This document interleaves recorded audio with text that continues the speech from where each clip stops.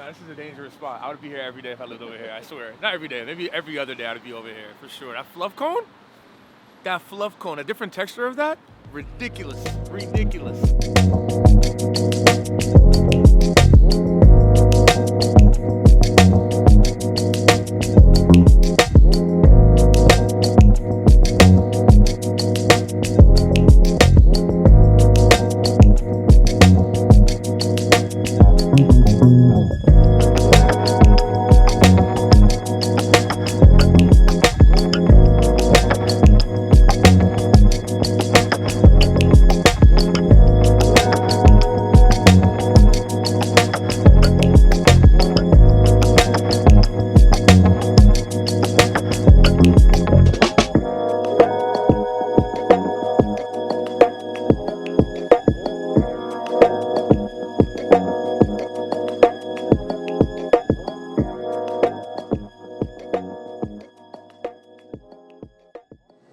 What's going on, guys? Another episode of Off the Menu here. Today, we are at Gracie's with Mr. Aaron Cohen himself. Thank you, sir, for having me. Hi.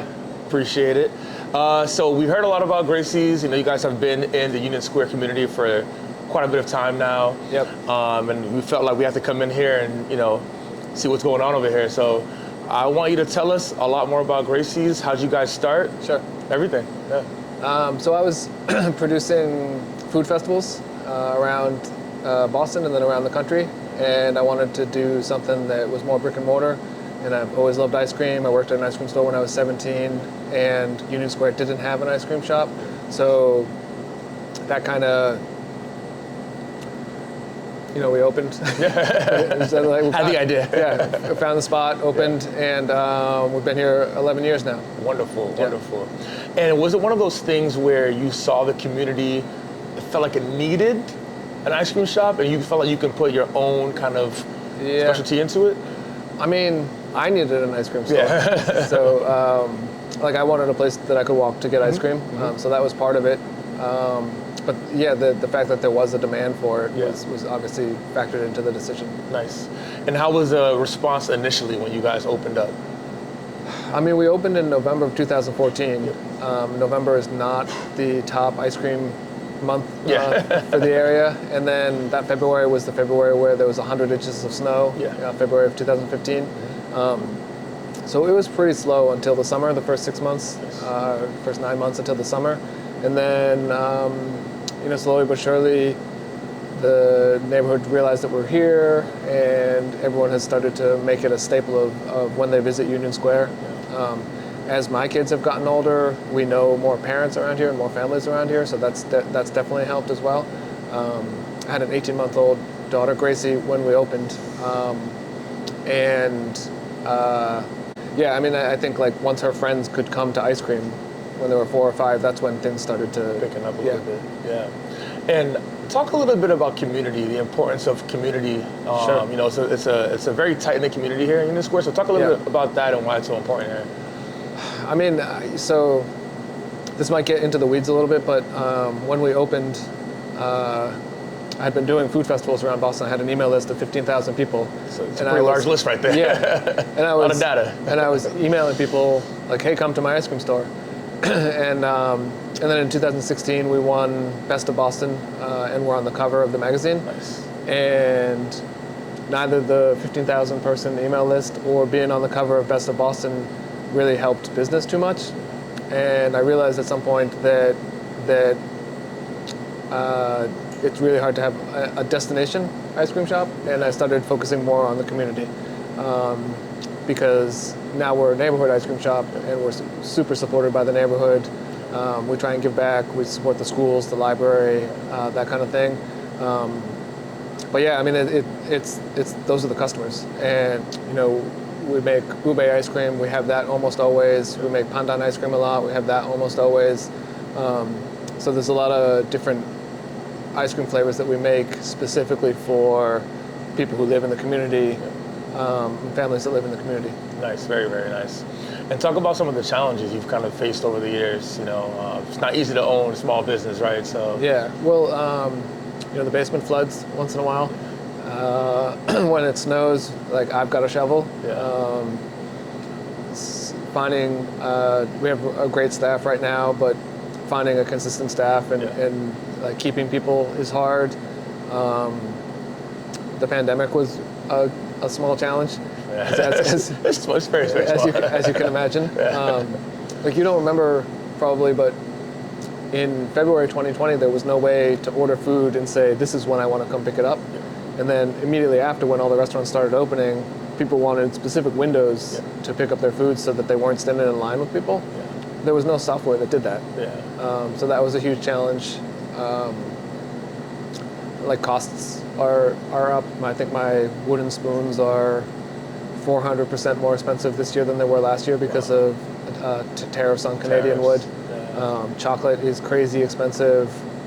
Dairy hasn't gone up too much, but almost all of our other ingredients have gone up a lot. And it's not like we could just like double our prices. So that's been a challenge. But you know, we've been here 11 years now, so we have a pretty consistent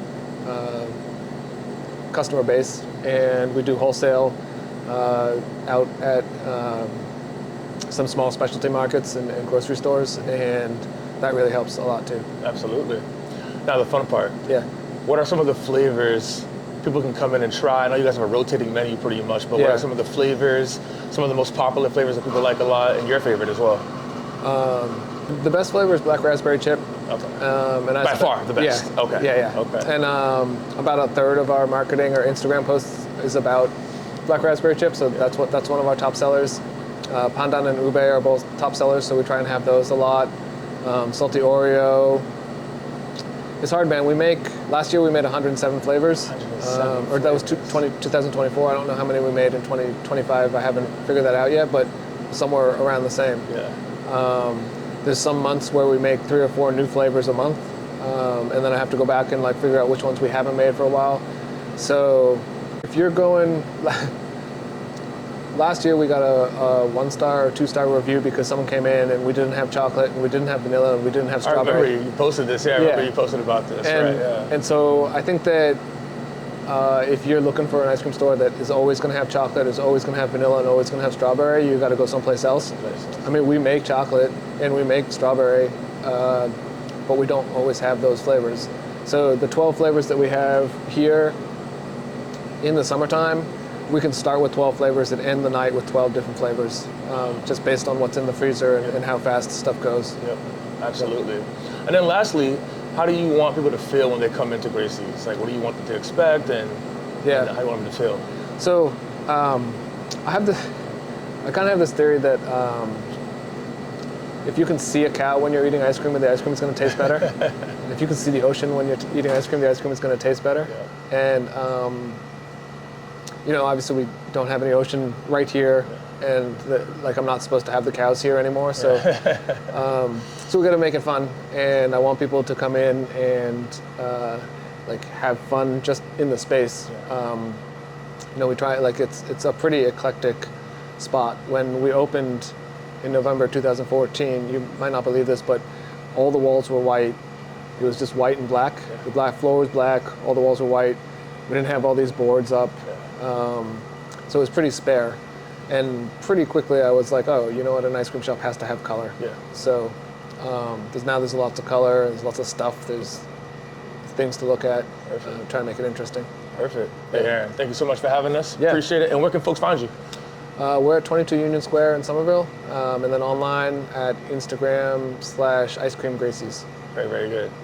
Another episode of Off the Menu. Thanks for tuning in, guys. Appreciate it. Thank you. Nice. Wonderful. That's it? Right. Cool. Smooth.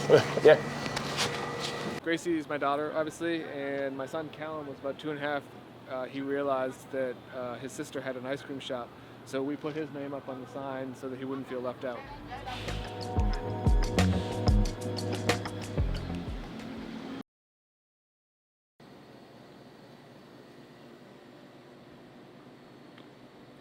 Grapenut ice cream.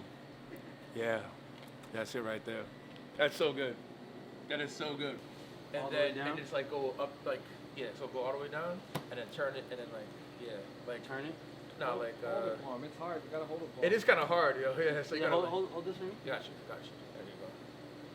And it kind of Look, you see this wrist action right here? You got a wrist action. Yes. I'm assuming essentially to make sure we get every crevice of grape nut in the ice cream, right? Right, yeah, you mix it all up. Yep.